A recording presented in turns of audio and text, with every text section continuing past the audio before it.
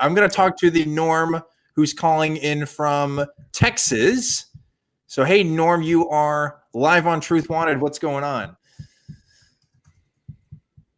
Are you talking to me? Yes, I'm talking to you, buddy. What's going on? You can call me Yo. I guess I could go as Norm anyways, but whichever. I can call you whatever you want to be called. The call screener had put down Norm. Maybe that was a mistake, but if you want to go by Yo, we'll go by Yo. What's up, Yo? Man, I had this whole sovereignty thing.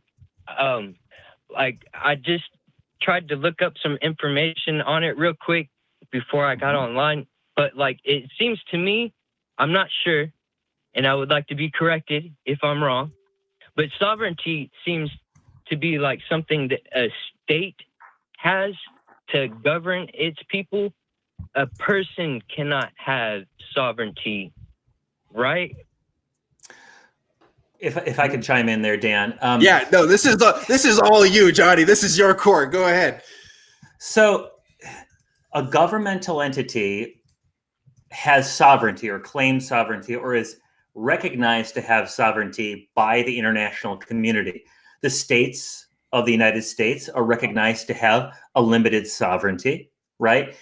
And to some extent, to a different degree, individuals are recognized to have an even limited sovereignty over their own personal bodies, you might say. And so you've got an equivocation going on there. There's sovereignty with a capital S, right? The nation's sovereignty. The king is the sovereign. The people of the United States are the sovereign of our country. And then there's a sense of capital or lowercase sovereign. So internationally, individuals are not recognized to have state-level sovereignty. They're recognized to have lowercase sovereignty. But that's sort of a play on words in a way, isn't it? I can't pass my own laws. I can't mint my own money. I can't enter into treaties necessarily. I'm still subject to a greater sovereignty of the state and the federal government. So to answer your question, that's right. Individuals don't have sovereignty with a capital S. That's my understanding. There you go. Right on. All right. I guess we got the answer and then straight up with no discussion after that. That's great. Tobin, was there anything else you wanted to know or wanted to talk about? Man, I can throw out another topic. Religion. The word religion has caught my attention here recently. And in the beginning, this word meant to me that, this is linked to people who are theists, they are Christian, or they have a God belief. But then it started getting pointed out that, whoa, wait a minute. Not everybody who is considered,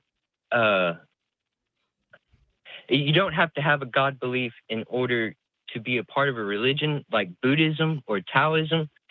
And then, I've had Christians call me religious, which kind of sparked this interest is I'm a part of a religion called atheism. And that made me go down this rabbit trail. Yeah. It's interesting because there's never been, I don't think, a solid definition of religion. I think that's changed over time as scholars have really looked at that word and stuff, and it's going to change in the different contexts and stuff. So if we're talking about a practice or a system of worship or faith, maybe, there are some people that would say, hey, I'm more religious than the average person because I do this show every Friday night and this is my ritual. And, I talk about the gospel of atheism or something. I don't know.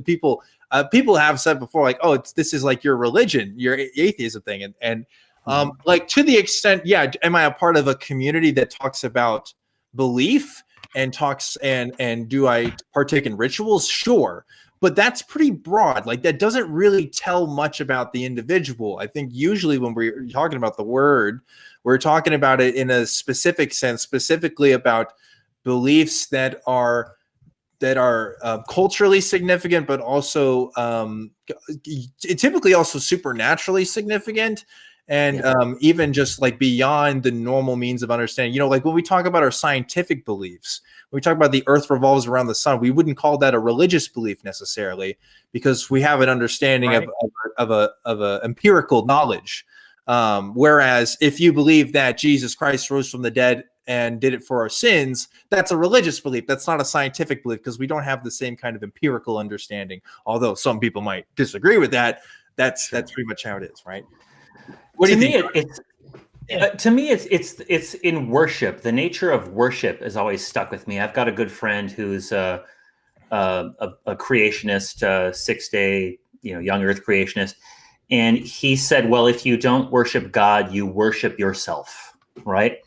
And I thought to myself, well, do I really worship myself, or do I just sort of take care of myself to get through the day, feed myself, clothe myself, go places, work so I can stay alive? I guess I work out so I can feel good and stay healthy. But do I pray to myself? Do I subordinate myself to myself? It sort of breaks down when you look at what worship actually looks like versus what a non-believer does to take care of themselves and to achieve the goals that they set before themselves. That, to me, it comes down to worship. What do you guys think about that? Yeah, I think you're right on the money there. Worship is there's got to be some kind of importance. Yeah, it's a particular activity that has a meaningful significance outside of, to me, like the living realm, like the earthly realm. It has to do like outside, because like people talk about, oh, I worship the Lakers or something, like, and Sure. and that's a metaphor when they say that. I don't think people really mean they worship the Lakers in the same way they worship Jesus Christ. And I think we use that metaphor so often that people try to equivocate it, and really that's not what we mean when we use the language like that. But anyway, Tobin, you got a twofer for today. You got to talk about sovereignty and religion. So I want to thank you again for calling, and appreciate you watching the show. Likewise, man. Thank you for doing the show, man. Appreciate it. Well, I will catch you later.